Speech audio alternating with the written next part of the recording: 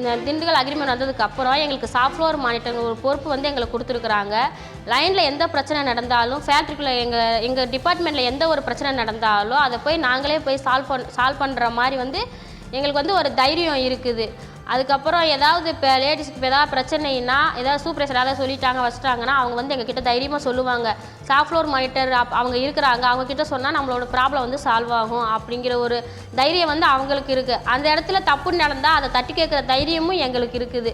ஃபஸ்ட்டெல்லாம் கச்சாருக்கு வரணுமா, இல்லை இந்த பிரச்சனை நம்ம கொண்டு போய் சொல்லணுமா, நம்ம போய் சொன்னோம்னா நம்ம வேலைக்கு ஏதாவது பிரச்சனை ஆயிருமோ, இல்லை நம்ம பேரை வச்சு வேறு ஏதாவது பிரச்சனை ஆயிருமோ சொல்லி நாங்கள் பயந்துக்கிட்டு எங்கள் பிரச்சனையை வந்து நாங்கள் எங்களுக்குள்ளேயே நாங்கள் மூடி மறைச்சு நாங்கள் அப்படியே நாங்கள் வேலையை பார்க்க ஆரம்பிச்சிடுவோம். ஆனால் இப்போ இந்த திண்டுக்கல் அக்ரிமெண்ட்டுக்கு அப்புறம் வந்ததுக்கப்புறம் நாங்கள் ஹச்ஆராக இருந்தாலுமே வெல்ஃபேராக இருந்தாலுமே நாங்களே தைரியமாக போய் பேசுகிற அளவுக்கு வந்து எங்களுக்கு வந்து தைரியம் கொடுத்துருக்குறாங்க. எங்களுக்கான இந்த சாஃப்ட்வேர் மானிட்டர் இந்த பொறுப்பை கொடுத்ததுக்கப்புறம் எங்களுக்கான உரிமையை வந்து நாங்கள் தெரிஞ்சுக்கிட்டோம்.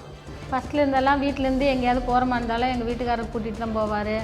இங்கே வந்ததுக்கப்புறம் இங்கே கொடுக்குற ட்ரைனிங்லேருந்து நான் கொஞ்சம் இதாகிருக்கேன். இப்போது எதுனாலும் நானாக தனியாக போவேன், தனியாக வருவேன்.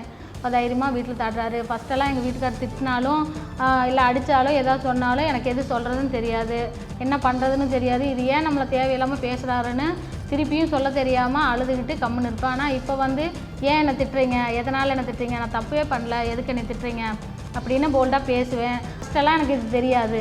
ஊருக்குள்ளே ஏதாவது பிரச்சனையானாலும் நம்ம போய் கேட்குறதுக்கு அவங்க பிரச்சனைக்கு நம்ம ஏன் போகணும், நம்ம ஏன் கேட்கணுன்னு போனாலும் நம்மளுக்கு ஏதாவது ரெஸ்பான்சிபிலிட்டி கொடுக்க மாட்டாங்க, நம்ம தேவையில்லாமல் ஏன் போகணும்னு பயந்துட்டுருப்பேன்.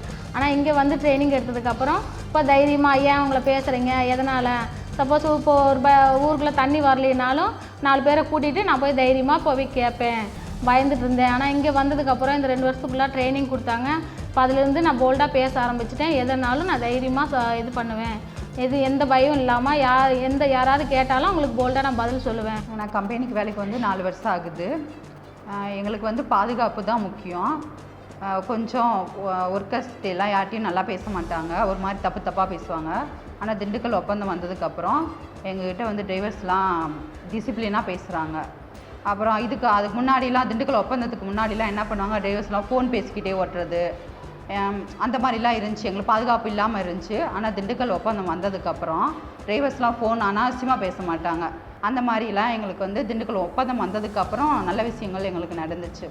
ஒர்க்கர்ஸ்லாம் வந்து இந்த இடத்துல தான் உட்காருவேன், அந்த இடத்துல தான் உட்காருவேன் அப்படின்லாம் நிறைய பேர் வந்தாங்க. டிரைவர் வந்து அவங்களுக்கு மட்டும் சப்போர்ட் பண்ணுறது அந்த மாதிரிலாம் இருந்துச்சு. ஆனால் திண்டுக்கல் ஒப்பந்தம் வந்ததுக்கப்புறம் அந்த மாதிரி பாகுபாடு இல்லாமல் எங்களை அந்த இது இல்லாமல் எங்களை வந்து எந்த இடத்துல ஏற்றுறாங்களோ அந்த இடத்துல எங்களை இறக்கி விட்ருவாங்க.